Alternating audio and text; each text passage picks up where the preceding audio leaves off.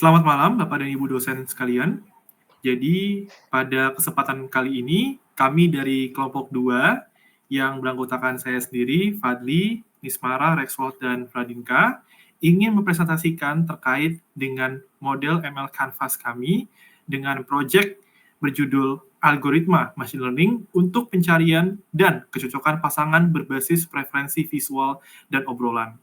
Secara garis besar, kami ingin membuat sebuah model machine learning, yaitu sebuah algoritma yang dapat mendukung dan juga mengakselerasi percepatan untuk pencarian dan kecocokan pasangan, yang mana menggunakan preferensi gambar atau visual dan juga menggunakan preferensi obrolan atau chatting experience-nya. Karena di sini kami melihat bahwasannya belum ada algoritma atau model ML yang bisa memberikan rekomendasi berdasarkan preferensi visual dan juga obrolan. Misalnya dengan menggunakan Tinder, yang mana hanya didasarkan atau berbasis visual biasa dan juga swipe yang kita lakukan dan juga geografisnya.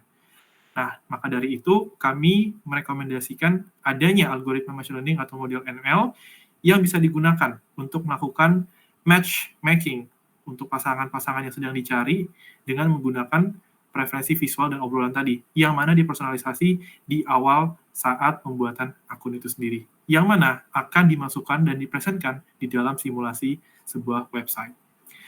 Untuk value proposition sendiri yang dibawa di dalam project ini, yaitu bahwasannya model ini cocok untuk disimulasikan dan dikembangkan dalam sebuah website dashboard yang cocok untuk individu yang sedang mencari pasangan melalui jejaring sosial dalam penyesuaian visual dan juga obrolan. Pain point yang ingin kita hadapi dan tangani dari user kita nantinya, yang mana menggunakan algoritma dengan bantuan algoritma ini, adalah ketiadaan algoritma pencarian atau kecocokan berbasis preferensi visual dan obrolan melalui gambar dan juga chatting style atau gaya ngobrolnya. Selain itu, banyak individu juga yang merasa kesulitan dalam mengungkap preferensi mereka secara eksplisit kepada pasangan lainnya atau pada calon pasangan, dan juga masih banyak juga orang-orang atau individu yang masih sulit mencari pasangan idaman mereka karena mereka itu susah mencari pasangan-pasangan yang sesuai dengan preferensi mereka. Maka dari itu kita akan lebih banyak mendalami preferensi-preferensi tersebut melalui dukungan algoritma ini, sehingga diharapkan nantinya objektif dari dating apps ini sendiri atau algoritma ini itu bisa lebih ngimprove searching-nya, ngimprove matchmaking experience-nya, sehingga suatu individu yang menggunakan algoritma ini atau pengguna yang menggunakan algoritma ini dapat memperoleh pasangan yang lebih sesuai lagi dengan preferensi mereka karena sudah ada bantuan preferensi obrolan dan juga visual bagi mereka. Serta nanti ada beberapa parameter lain yang kita tambahkan untuk mendukung kecocokan pasangan ini. Dan selanjutnya, kita juga melakukan integrasi dengan workflow, di mana pengguna juga mengisi preferensi untuk personalisasi ya, seperti visualnya seperti apa, gambar-gambar yang direkomendasikan atau gambar-gambar yang ingin ditemukan di dalam dating apps ini atau simulasi dating apps ini, kemudian juga chattingnya seperti apa, gaya hidupnya, dan masih banyak informasi lainnya. Di sini juga kita mengintegrasikan juga dengan modelnya langsung yang bisa langsung mempelajari pola preferensi penggunanya, melakukan similarity-nya, dan akhirnya bisa merekomendasikan pasangannya berdasarkan tingkat kecocokan tertinggi. Kita juga ada user interface yang sangat mendukung untuk melakukan workflow ini, yang mana cocok atau dengan objektifnya dengan value proposition-nya. Yang mana user interface kita juga mendukung dashboard profile-nya untuk rekomendasi pasangan, match fit-nya, chat interface, dan juga feedback loop untuk penyesuaian model berdasarkan rating pengguna itu sendiri. Selanjutnya akan dimasukkan ke dalam prediction task. Silahkan pada teman saya. Baik, selanjutnya adalah prediction test. Berdasarkan value proposition yang tadi sudah dijelaskan, maka jenis tugas yang ingin dicapai oleh sistem ini adalah yang pertama itu kita ingin mengelompokkan preferensi visual pengguna berdasarkan pola gambarnya, atau kita bisa sebut juga kita dapat melakukan clustering di sini. Kemudian untuk yang kedua yaitu kita mencari kesamaan gaya berkomunikasi antara pengguna gitu, menggunakan similarity matching. Kemudian apa yang diprediksi dari ini?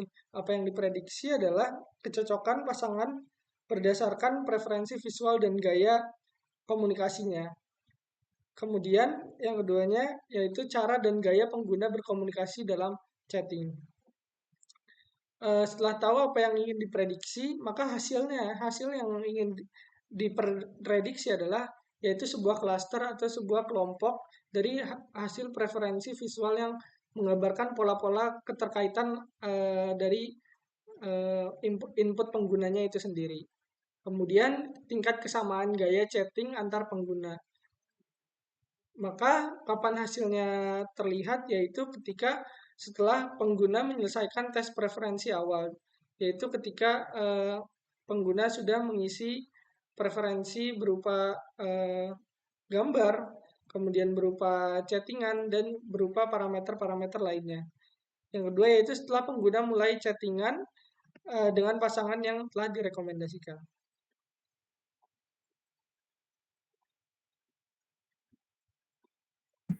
Kemudian ada decision.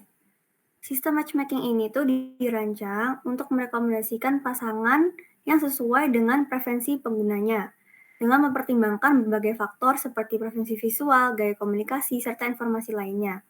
Rekomendasinya itu dibuat berdasarkan yang pertama adalah sistem menganalisis ketertarikan visual pengguna.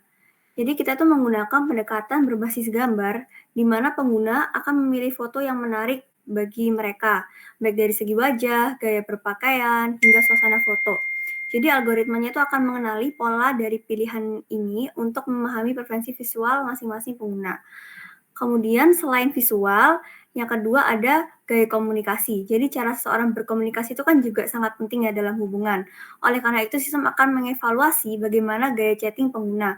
Apakah mereka lebih suka berkomunikasi formal atau santai, kemudian seberapa sering mereka membalas pesan, atau apakah mereka suka menggunakan emoji atau lebih suka percakapan yang serius.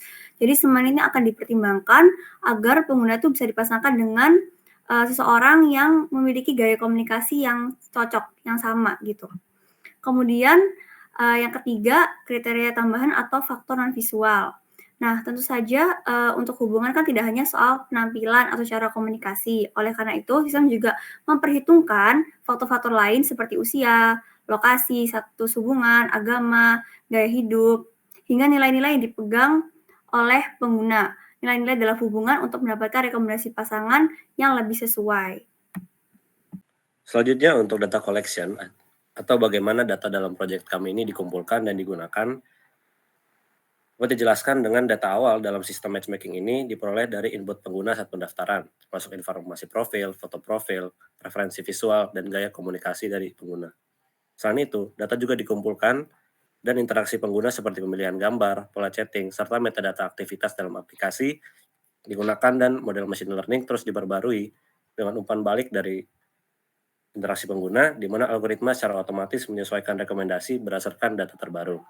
Untuk menjaga efisiensi biaya dan memastikan data tetap bisa dipakai, sistem menggunakan pemrosesan batch untuk memperbarui dataset secara berkala. Caching juga dipakai untuk mengurangi beban server, serta mekanisme pembaruan manual juga digunakan oleh pengguna. Selain itu, data yang jarang digunakan akan diarsipkan, sementara informasi sensitif dianonimkan guna menjaga privasi pengguna. Lalu dari mana saja kami mendapat data-data yang digunakan untuk proyek kami ini? Data entitas dan hasil yang diamati dalam aplikasi dating ini dapat diperoleh dari sumber internal, yaitu database pengguna yang menyimpan informasi profil dasar, foto profil yang mencatat gambar unggahan beserta fitur visualnya, preferensi visual yang merekam interaksi pengguna dengan foto-foto rekomendasi, tabel log obrolan yang mencatat pola komunikasi pengguna, serta tabel pencocokan untuk menyimpan profil-profil mana saja yang berhasil dipertemukan dan disukai oleh pengguna. Sementara itu, sumber eksternal untuk pelatihan data atau training data mencakup API Computer Vision seperti OpenCV dan Google Vision untuk mengekstrak fitur visual dari foto profil. NLP API juga digunakan untuk menganalisis gaya chatting. Geolocation API juga digunakan untuk mencocokkan pengguna berdasarkan lokasinya. Lalu, social media API seperti Instagram, TikTok, dan Twitter juga jika pengguna memberikan izin akses guna memperoleh data preferensi dan interaksi sosialnya. Dengan menggabungkan data dari sumber internal dan eksternal ini, model machine learning dapat memberikan rekomendasi pasangan yang lebih akurat sesuai dengan preferensi visual dan gaya komunikasi pengguna. Selanjutnya akan dilanjutkan oleh rekan saya. Baik, menjadi adalah terkait fitur yang berfokus pada fitur-fitur yang disebutkan dalam model. Dalam aplikasi kami, kita yang digunakan sebagai input baik model preferensi visual maupun mencocokkan daya komunikasi menggunakan faktor MBG dapat berdimensi 128 atau 512 tergantung pada model yang digunakan. Selain itu, pada model pencocokan gaya komunikasi juga menggunakan fitur tambahan seperti skor formalitas bahasa, rasa mencontek, frekuensi penggunaan emoji, dan juga penggunaan bahasa lain. Nah, transformasi pembandingan data visual diperoleh melalui proses adaptasi fitur seperti model deployment, fastnet, atau Websphere yang dapat mengambil fitur penting dari wajah, sehingga wajah-wajah yang mirip akan memiliki imaging yang serupa atau yang mirip, begitupun sebaliknya. Sementara proses bidding flash dapat menggunakan model transformer seperti Flash, Robert, dan Sentence Sequence. Nantinya setiap vektor imaging dapat dilakukan preprocessing seperti normalisasi ataupun scaling apabila diperlukan. Kemudian adalah building model yang berfokus pada pendekatan teknik yang digunakan dalam membangun model baik mesin learning maupun deep learning. Kemudian yang digunakan dalam pengembangan aplikasi kami terdapat dua model utama, yaitu model preferensi visual yang menggunakan unsupervised learning untuk menemukan rekomendasi pengguna berdasarkan kemiripan visual terhadap beberapa foto yang telah dipilih user. Kemudian yang kedua yaitu model pencocokan gaya komunikasi. Model ini berbasis NLP dapat menggunakan transformer untuk mencari similarity trust. Nah, untuk output dari dua model itu tadi kan digabung menggunakan rumus with some model untuk menemukan rekomendasi akhir. Kemudian untuk durasi komputasi yang dilakukan secara real time saat user melakukan input pada sistem dapat dijalankan dengan hitungan setelah model memberikan output. Untuk pembaruan model sendiri akan dilakukan secara berkala, terutama ketika terdapat pengguna baru dan juga terdapat improvement pada model.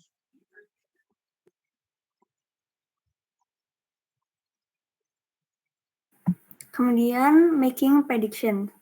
Jadi dalam sistem ini tuh prediksi dilakukan secara real time saat pengguna memperbarui profil atau berinteraksi dalam obrolan.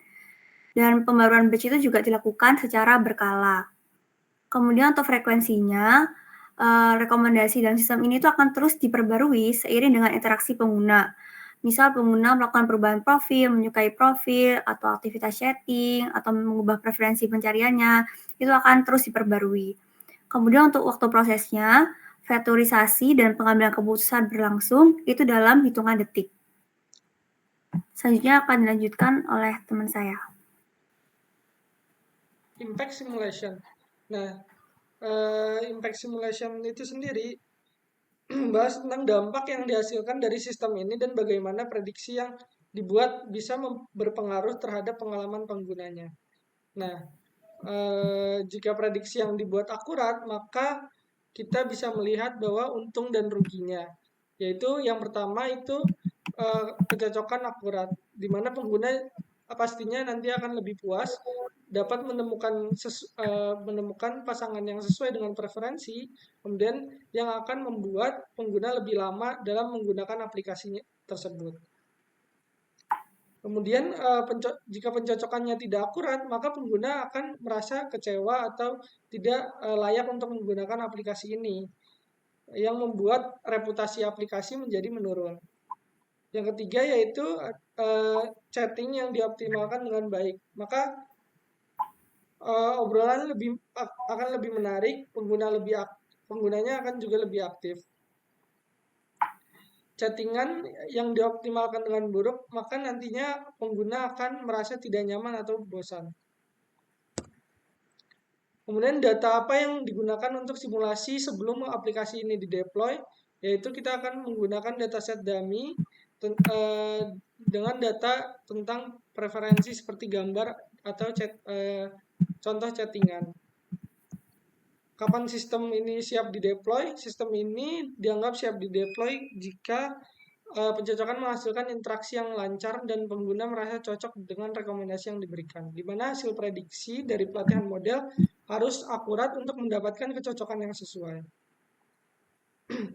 Sistem ini dianggap adil ketika tidak ada preferensi yang membatasi berdasarkan faktor tertentu.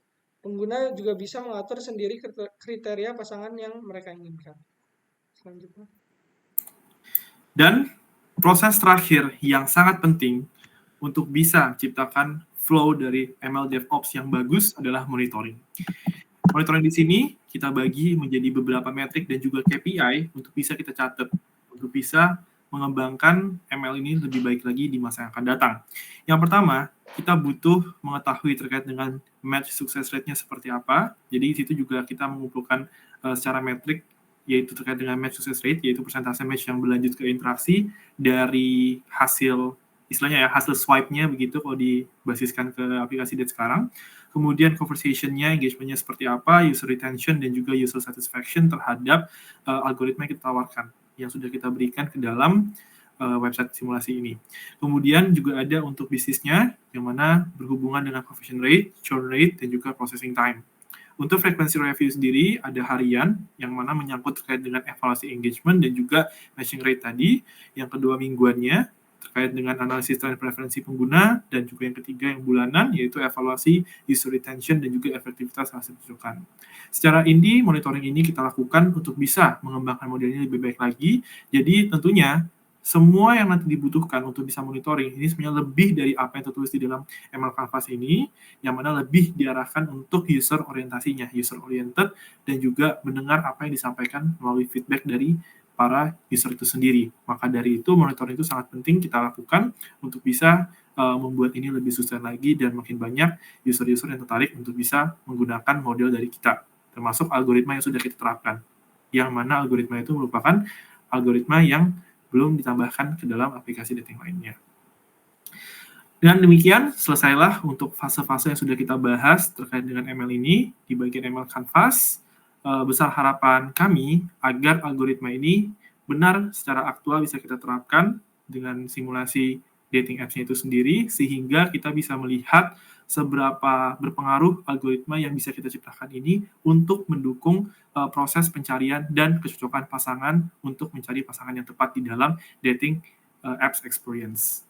Maka dari itu di sini kami ucapkan terima kasih juga kepada Bapak Ibu yang sudah mendengarkan dan sudah memperhatikan presentasi kami. Sekian dari kami, terima kasih banyak. Mohon maaf kalau kami ada kesalahan kata yang disampaikan. Demikian, selamat malam.